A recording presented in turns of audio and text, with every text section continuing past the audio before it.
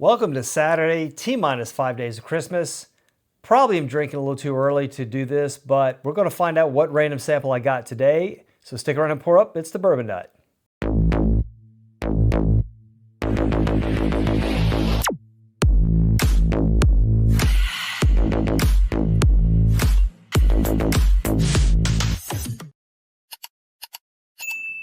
Hey, welcome back. My name is Brock, and thanks for joining me on this Bourbon Advent Calendar, where I've been doing the T-minus 10 days to Christmas, where I'm taking random samples that have envelopes sealed with the bottle details or stats, and the sample jars are all collected in this box here, and I will pull a random one out for 10 days and try to see if I can guess things like finish, proof, age, distillery, type. So far not doing too bad. Yesterday I did a pretty good job outside of the bottle and the distillery, which is always the hard one to get right.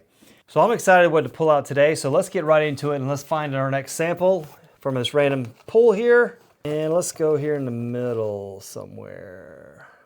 So this one looks like, all right, this one's from my collection here. So it looks like Nivea. My wife poured this one up, and this one is going to be Nivea number 1. And actually Nivea number 1's on top here.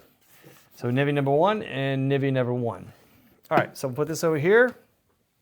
Let's get my Glencairn up here and let's go ahead and get started with this one. I will say, if I compare this, looks pretty close, about the same. So, all right, let's put that right there. So let's see what the wife poured up out of my collection today. So let's get this on the nose. Smells like bourbon. Proof, not sure yet, but I'm gonna say this is maybe slightly above 100.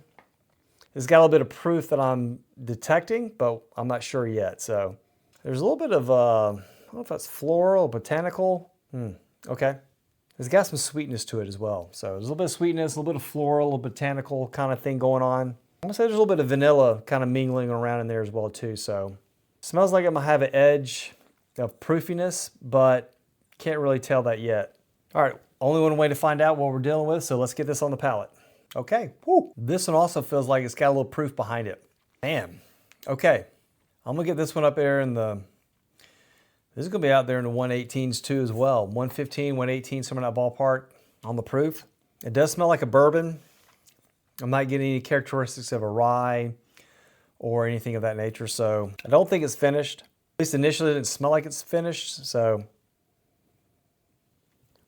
let's get another sip. That's pretty tasty. I enjoyed that one. All right, let's go with proof here. All right, so proof, man, let me try one more time. Yeah, proof, I'm gonna go 115. But every distillery hides their proof, or as they go through the distilling process, their proofs come across differently with everyone. So some of it's a little more subtle, some of it comes out very brash, as I mentioned before. So this one seems a little more refined, but there's definitely some heat behind it. So I'm tempering my expectations on the high proof, or higher than yesterday's. So I'm gonna say around 115 or so for that. Let's see, type, I'm gonna go with bourbon. I think this is bourbon. Let me say it again. So I think it's a bourbon. It doesn't come across as a rye. Whether it's finished, I don't think this is finished either. So there's nothing that indicates that it's super sweet, double oaked, anything of that nature on the back end. So I'm gonna say it's probably straight bourbon. Age, let me see on that. That's pretty solid. I mean, I like that one a lot. I'm gonna dip back down under 10 years. I'm gonna go around, I'm gonna say 8 years here on this one too as well. Distillery, not really sure yet. I don't think it's craft. I'll have to come back to distillery. So let's go with price. And I'm gonna say around $100. Around $100 for that one. That's really good, I think. It flows really nicely, like the flavors. Yeah, it all works together really nicely. So I enjoy the flavors on that one a lot.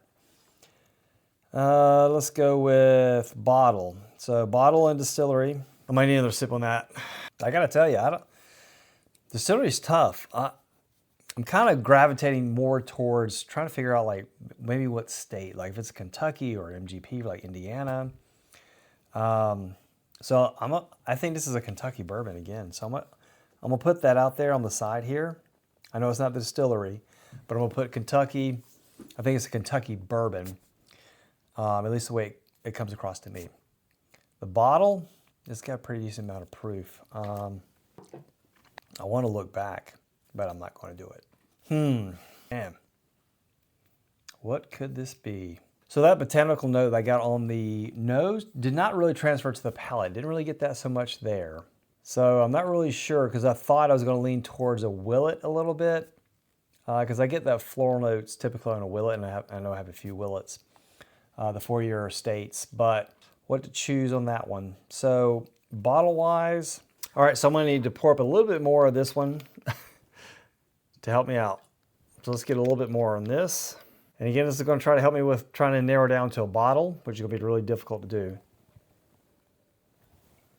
It's not Brown-Forman because I feel like I know Brown-Forman with the heavy caramels. And the more I sip it, the more I think it's more Legacy, but I don't think it'd be anything Buffalo Trace. The proof isn't 115 for this, but the Heaven Hill grain to glass has that kind of little bit of graininess, but not in a bad way. The proof on that I think is not 115. I want to say it's like maybe 105, 106, somewhere in there, maybe 107, but all right, so bottle, let's go with, I'm gonna go with the Heaven Hill.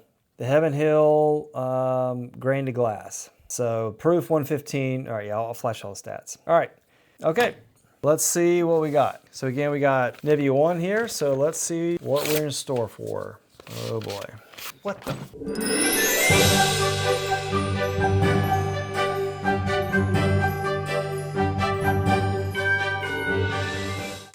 All right, so the proof, let's start with the proof. So the proof is 114. I said 115. It is a bourbon. The finish is no on finish. Price, MSRP on this, I think is 50 or 60 bucks. The bottle is Weller Foolproof. Buffalo Trace is the distillery. I said Kentucky bourbon. All right, I'll take that. Bottle, I did say Heaven Hill grain to glass. Age, I'm not sure what the age is on the Weller Foolproof, if it's like undisclosed, but I said 8 years, so I'm not really sure what it is. If I find a blend or close enough, I'll flash it up if I know, but if not, then I won't get that. But yeah, outside of that, price I said 100 bucks, so I'm off there, probably double. That'd be more like MSRP, that'd be more like secondary price, probably 100 bucks for the foolproof. But yeah, really good pour. I enjoyed that one a lot. That's a great pour. Thank you again, Nivea, for that pour. Enjoyed that a lot. So smash the like button. Comment down below how you think this is going so far. And until next time, sip your passion.